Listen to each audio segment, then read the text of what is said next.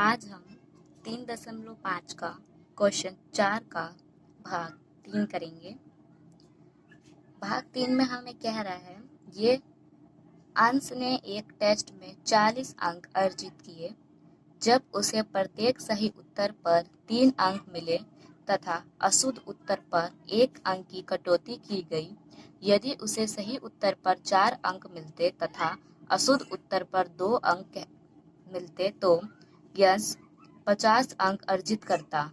तो बताइए कि टेस्ट में कितने प्रश्न थे। तो आपको क्वेश्चन के आखिरी में देखना होता है कि हमसे ये क्या मांग रहा है या हमें क्या सॉल्व करना है। तो लास्ट में हमें देखा बताइए कि टेस्ट में कितने प्रश्न थे। तो उसने हमें प्रश्न पूछा है कि कितने प्रश्न थे। तो चलिए देखते हैं कि इसके अंदर कितने प्रश्न थे। तो आइए एक बार और प्रश्न पढ़ते हैं। यहाँ से प्रत्येक सही उत्तर पर 3 अंक मिलते हैं। ठीक है, तो सही उत्तर पर हमें 3 अंक मिलता है, लेकिन सही उत्तर क्या है, कितने हमारे सही उत्तर नहीं पता।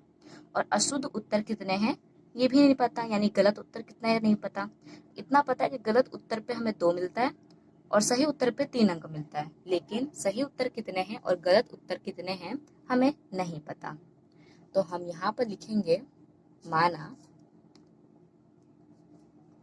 हल। माना सही उत्तरों की संख्या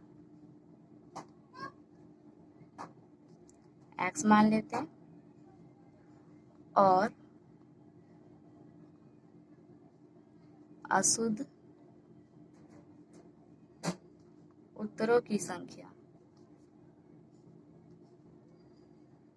y मान लेते हैं। ठीक है, अब क्या करना है, प्रश्नानुसार करते हैं, क्योंकि हम प्रश्न पढ़ के इसको सॉल्व कर रहे हैं। तो हम यहाँ लिखेंगे प्रश्नानुसार। तो एक बार और हम अपने क्वेश्चन को पढ़ते हैं। यहाँ पर देखिए, यंश ने एक टेस्ट में 40 अंक अर्जित किए जब उसे प्रत्येक सही उत्तर पर 3 अंक मिलते हैं। किस पर, सही उत्तर पे। तो हम यहाँ लिखेंगे 3। ठीक है, और किस पे मिलता है सही उत्तर, सही उत्तर हमने x माना है और अंक कितने मिलते हैं 3। तो हम यहाँ लिखेंगे 3x। तो यहाँ पर इसने बोला है 3 अंक मिले तथा अशुद्ध उत्तर पर 1 अंक की कटौती की गई, यानी गलत प्रश्न उत्तर था उस पे हमें 1 अंक की कटौती मतलब काटना, यानी माइनस में जा रहा है तो हमें 1 अंक हमारा काटा गया है। ठीक है, और अशुद्ध उत्तर हमने माना था y, तो हम यहाँ लिखेंगे पहले माइनस का y, 1 काटा गया है, 1 हम नहीं लिखेंगे, हम यहाँ y लिख देंगे, इसका मतलब है 1। और अंश को कितने अंक प्राप्त अर्जित किए थे अंश ने, 40, तो बराबर में हम लिख देंगे 40। ये हमारा समीकरण 1 बन गया। ठीक है, आगे पढ़ते हैं। तो आया यहाँ पर पढ़ते हैं हम। यहाँ पर यदि उसे सही उत्तर पर 4 अंक मिलते हैं, सही उत्तर पर 4 अंक मिलते हैं, तो सही उत्तर हमने x माना था, कितने अंक मिलते हैं 4, तो 4x, तथा अशुद्ध उत्तर पर 2 अंक कटते हैं। ठीक है, 2 अंक क्या है, कटते हैं, कटना मतलब माइनस, तो माइनस का 2y, अशुद्ध उत्तर को हमने y माना था, बराबर में फिर कितने वो अंक अर्जित करता है 50, तो यहाँ बराबर में 50।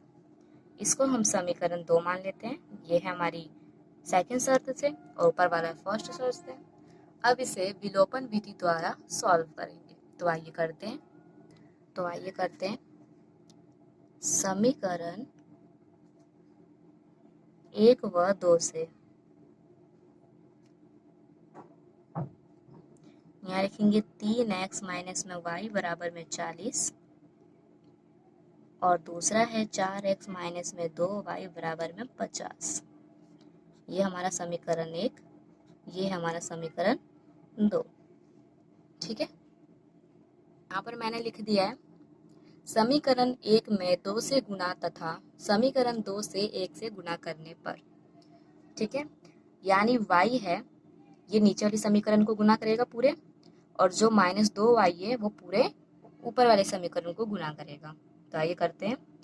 2 को 3 में करेंगे तो हमारा बनता है 6x माइनस में 2y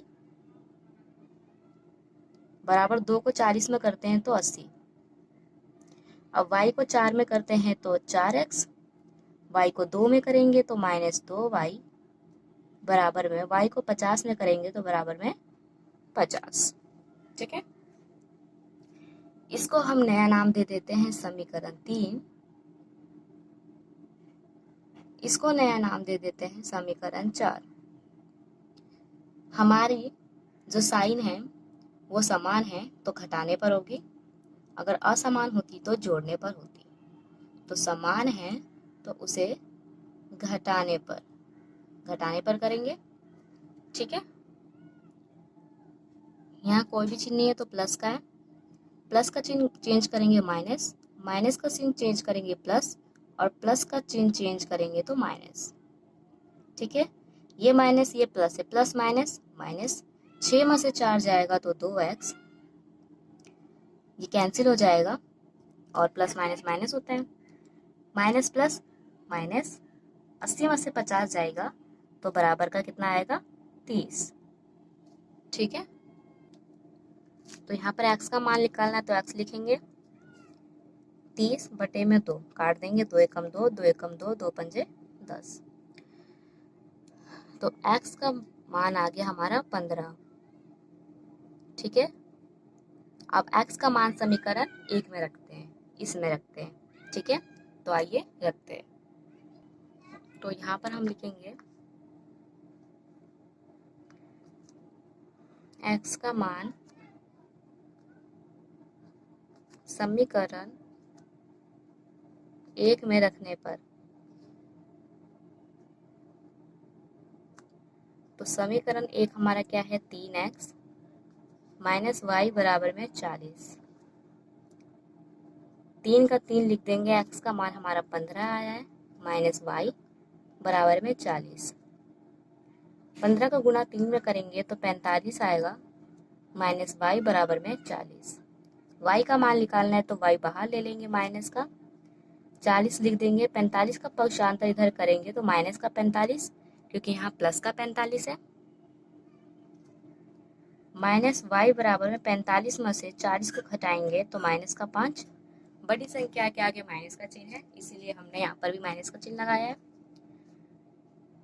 तो माइनस माइनस कैंसिल होता है तो y बराबर में हमारा 5 आ जाता है। तो जो हमारा y का मान है वो कितना आ गया 5। तो यहाँ पर हम लिखेंगे इसलिए सही उत्तरों की संख्या